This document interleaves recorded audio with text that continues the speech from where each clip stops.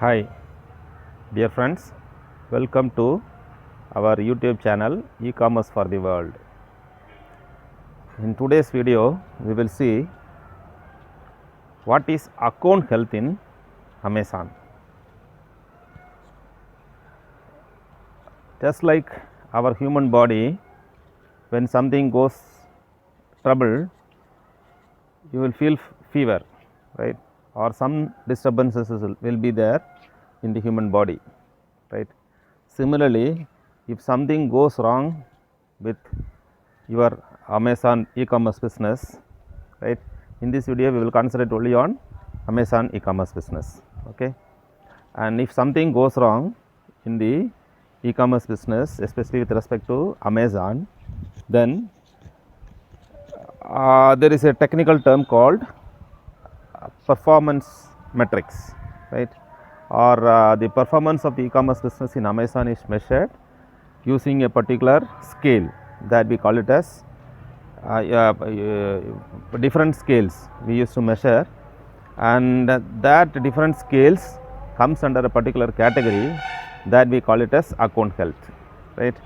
So, the account you should maintain whenever you do e-commerce business, especially with respect to Amazon. Here forget about other e-commerce platform, we will talk only about Amazon e-commerce platform. So, we need to maintain good performance matrix and we need to maintain good account health. Unless you maintain good account health, you cannot continue your e-commerce business in Amazon, right. And there are various ratings available. So, you need to maintain those ratings, okay. So, what is meant by account health, right. So, what is meant by account health? See, normally if a customer buys your product, they will give some star ratings, right. So, 1 star or 2 star or 3 star, 4 star, 5 star, right. And 1 star rating and 2 star rating is considered very bad, right. That is, something is wrong with your either product or service or packaging or whatever it is, right. So, if you get 1 star rating or 2 star rating, that means your performance is very poor, and that will be reflected in the various performance metrics. And each and every seller who sells in Amazon will be given certain indicators. There will be certain percentage of that particular metrics that should be below a particular percentage, right. And basically there are lot many metrics which are available, okay, lot many metrics which are available, and that metrics you need to maintain certain percentages, right. Now, if you talk about account health in Amazon,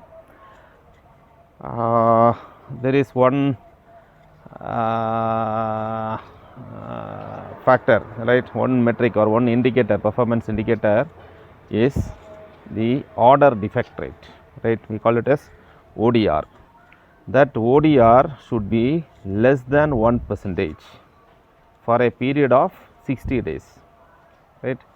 So, during the period of 60 days, that is 2 months time, the order defect rate that a particular listing or a product get, right, should be less than 1%, and if it exceeds 1%, then your account health will be affected, right. And once it reaches above 1%, it should you have to maintain below 1%. That means for every 100 orders, 1 order defect is acceptable. If it exceeds 1, then definitely there will be trouble for your account health, right. And once the trouble has been created, then that will be reflected in your top corner of the account page, right, that you use in that you use in Amazon application, whether it is desktop application or mobile application. The account health rating, right, if it is normal, it will not reflect at the top corner, top of the page, right. else definitely that will be reflected at the top, and it will say that your account is at the risk of deactivation, right? Your account is at the risk of deactivation, right? And if it exceeds a particular level, then definitely Amazon will suspend or deactivate your account. Initially, temporarily they will do it, and once there is no improvement in the metrics, automatically they will deactivate permanently. And once that is done, definitely you cannot do Amazon business anymore, right? With that particular GST, with that particular PAN card, with that particular address proof, you cannot do any e-commerce business in Amazon. So therefore, what you have to do is you have to ensure that the order defect rate, shortly called as ODR, you need to maintain less than 1% for 60-day period. Okay. Then next metric is the cancellation rate. You need to maintain a particular percentage of cancellation, that is the 2%. It should be less than 2% cancellation rate. That means for every 100 orders, you do not have cancelled 2 orders. Right? 2 orders cancellation done by the seller is actually, it is not at all advisable to cancel even a single order, right? That will affect your operations, that affect your account visibility, right? But the norms in that is given in Amazon is that you have to maintain the cancellation rate less than 2%, and it is for 2 periods. One is for a period of 1 days and also for a period of 30 days. So for a period of 7 days you have to maintain less than 2%, and also for a period of 30 days you have to maintain the cancellation rate less than 2%, right? So normally it is not advisable for any seller to cancel the order, right? Normally this rating as a percentage rating is applicable for only the MFN orders, right? There are various types of orders. MFN orders, that is fulfillment by merchant, that we call it as MFN, or we call it as FBM, fulfillment by merchant orders. And also there is another type of order called fulfillment by Amazon, this FBA orders. And this cancellation rate CR, which is the percentage of cancellation given by the seller, should not exceed 2% or a period of 7 days and 30 days, right? And once you cancel a product, automatically that will be affected. See, if a customer order a product, right, and automatically once you not automatically, and once the buyer orders a product but the seller cancels that order, then it's a poor performance, right? And that will affect the buyer, definitely poor customer experience, right? That is not allowed in Amazon, and that is also not recommended by anybody else, whoever seller is, right? Because the reason is, like, it is a loss to the particular company or particular seller, because you lose the order, right? Once you lose order, you lose money, right? We are doing business only to get more and more orders, right? So that is against the ideals of doing e-commerce business, right? And this cancellation rate may happen just because you do not have the stock with you, right? So ensure that you have enough stock with you, right? That this cancellation rate here can be avoided. Okay. So cancellation rate plays a very important role. The cancellation rate should be less than 2%, right? And no seller should cancel any of the order. That is my suggestion. Okay. Okay. Which is available in account health is the late dispatch rate, LSR, right? That is late dispatch rate is, suppose you fail to dispatch the product once the order comes in, within the estimated shipping date, within the estimated shipping date you need to pack the product and you need to dispatch the product without delay before the estimated ship date, right? That we call it as ESD. And once you are not done that, and that will be reflected in your account health, and that should be less than 2%. Actually, this late shipment rate will be calculated for 10-day period and also for 30-day period. So, for 30-day period, the late dispatch rate LSR should be less than 2%. Similarly, for a 30-day period, it should be less than 2%, less than 2%. That is, for every 100 orders, 2 orders can be shifted lately, right? And those sellers who are selling more products, more than 100, 2 orders, if you are sending the product delay, it is acceptable. If it exceeds that 2%, definitely it will affect your account health, which in turn your account is likely to be deactivated by Amazon, right? Either temporarily or permanently. So, you have to ensure that apart from the order defect rate, you need to maintain the late dispatch rate, which should be less than 2%. That order defect rate should be less than 1% for 60-day period. Here, this late dispatch rate LSR should be less than 2% for a period of 10 days and also for a period of 30-day period, right?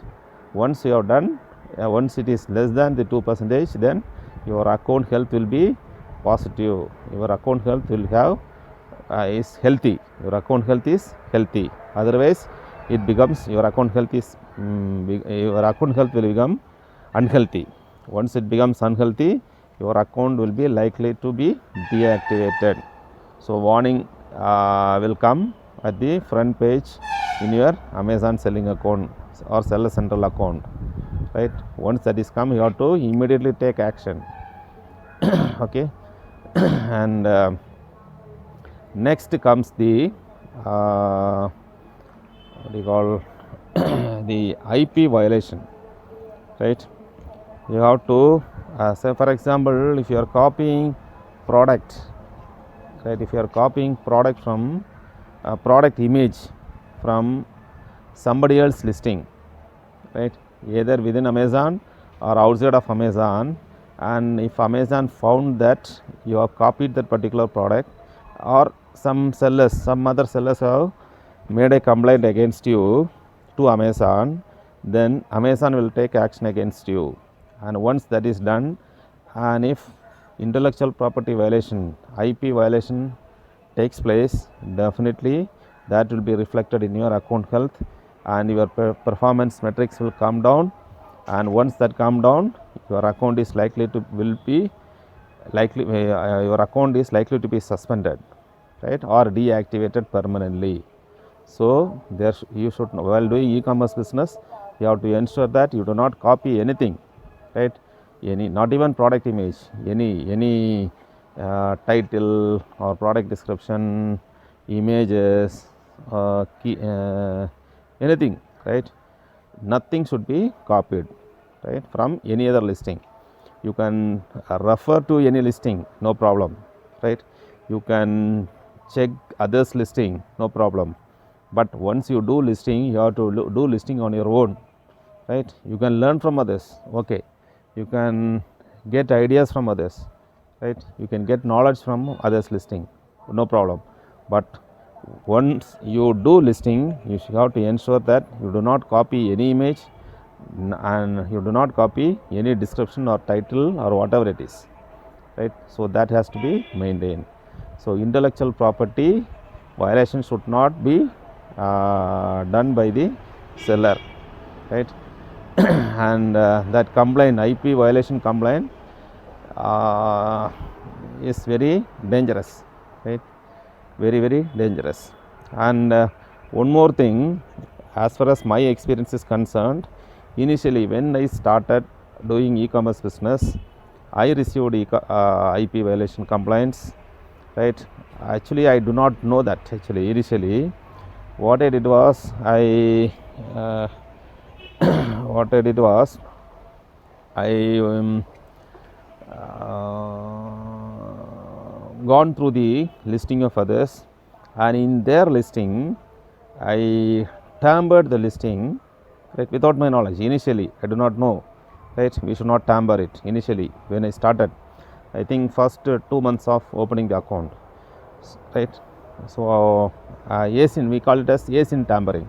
Actually that ASIN tampering, if approved by the particular seller, then we can do it, right? For example, standard sellers like some branded products, right, like Nike or some standard popular products, right? If you get some letter from them, right, like allowing you to do business, right, using their products, then you can do that, right? Only for that ASIN tampering is available, right? In order to avoid multiple listing, they have introduced that ASIN tampering. But as a new seller, without the permission of other sellers, right, and without the authorization letter from the other particular party or brands, you should not sell any product. If you sell, or if you try to sell, that will be caught immediately, and once that is done, IP violation is done, then automatically it will reflect in your account health. And there are ways to overcome that, right? You have to appeal, you have to make a request, and that request may be considered or may not be considered, right? And when I came across that IP violation, right, really speaking, I do not know, right? Then I made an appeal to Amazon, like unfortunately I do not know that here afterwards we will not perform such ASIN tampering, and please forgive. Like that we made a request to Amazon, right? But fortunately for us, they considered, and and they accepted our request, and further on we moved away from that complaint. Okay, it was given by some particular seller against us, right? So you have to be very careful when you do ASIN tampering or copying of images from other sellers, or any copying of any other details from other sellers listing, right? Okay, so that is one. Then you should maintain, right, in order to maintain good account health, you have to maintain valid tracking rate, VTR. See, this valid tracking rate, VTR, you need to maintain we have to maintain above 95% valid tracking rate. That means this valid tracking rate is the percentage of orders, right, that we do, right, with respect to the self-ship orders, right? So suppose there is self-ship, you receive self-ship orders, right? There are various types of orders. One is easy-ship orders, second is self-ship orders, then this FBA,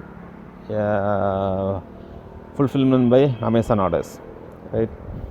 And when you do, actually this self-ship orders comes only if you activate the self-ship orders, right? There are options available in e-commerce, especially in Amazon e-commerce platform, where you can accept only easy-ship orders, or you can also accept easy-ship and also self-ship orders. Okay, and if you accept both easy-ship and self-ship orders, those pin codes which are not covered by Amazon easy-ship, what they do is they used to allot the order as a self-ship order, and we need to ship the product, and Amazon people right, or Amazon representatives will not come for pickup. We need to arrange pickup, and arrangement of pickup is quite possible. See, we have shiprocket applications, right, where all types of couriers are arranged in a particular application. Though the shipment price is quite high, it is quite useful, because once you register into it, and once you pay some amount as a prepaid account, right, normally it will be allowed as a prepaid account, right, and once you do that, what to do is you can request courier people to come and pick up, right, and that will be done door to door, right. So wherever the seller is, they will come and pick up with the seller, at the doorstep of the seller, right. So that is possible in the case of shiprocket application. Another way is that the shipping company itself, they have their own website. For example, Delivery, right. We have an account with Delivery, and we have some prepaid account, right. And what we do is, whenever the ship order comes, using the prepaid amount which is available in our Delivery website account, we used to ship the package through Delivery. So using Delivery, we used to ship the product once the self-ship order comes, right. And as far as various courier services are concerned, compared to other courier services, rate wise and also service wise, Delivery is much better, and we highly recommend Delivery service for self-ship orders, right. You can we have a very good experience with the Delivery, and we have very bad experience with other courier service platforms too, okay. So comparatively speaking, Delivery is much better compared to other courier services, right. So there are other courier services which are performing well, right. Their rates may be high, right. Even there are low cost courier also, right, but it is not that much reliable, right. And also, once you do the self-ship orders and you pack the item and send it to some other courier, then what happens is that you need to enter those tracking details in the Amazon website, right. And once that tracking details are given or fed into the Amazon website, right, there will be a rating for us. If you have given the Amazon application, it will track the website, it will track the tracking details, and it will we can easily see that, okay, and it will alert the customer where our package is, and also they can easily even the buyer can easily track using, we have already given the tracking details, right, we have already fed the tracking details into the Amazon website. So customer can also track, even we can also track, right, those details, right. And here the Amazon will calculate the valid tracking rate. Suppose you have sent it to, for example, I am telling you, you have sent it through ST courier example, but you have entered the courier number of some other courier, or wrong tracking details if you have given, then Amazon system will capture within 1 or 2 days, and your valid tracking rate will come down. Once you have to minimum you should maintain above 95% valid tracking rate. If it comes down to if the valid tracking rate comes down below 95%, that will be reflected in your account health, and the performance matrix, the indicator which we refer to as valid tracking rate, VTR indicator, will be automatically updated, and it will say that you are exceeded the particular limit. So be alert. Again the alert comes, your account is at risk of deactivation, right. So once this is come, it is unhealthy, it is unhealthy atmosphere, unhealthy indication, that your account will be suspended or deactivated. So please ensure that the valid tracking rate should be